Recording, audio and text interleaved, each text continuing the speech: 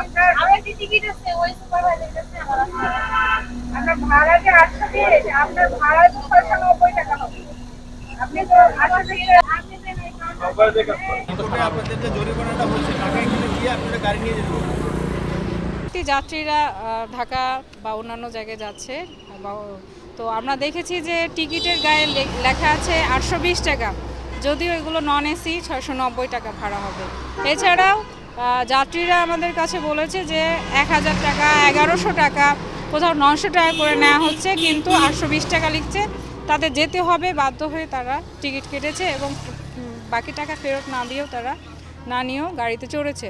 তো আমরা এখানে হানিফে যারা তত্ত্বাবধান আছে কাউন্টার, তাদের সাথে যোগাযোগ করেছি, সরাসরি অস্বীকার করেছিল।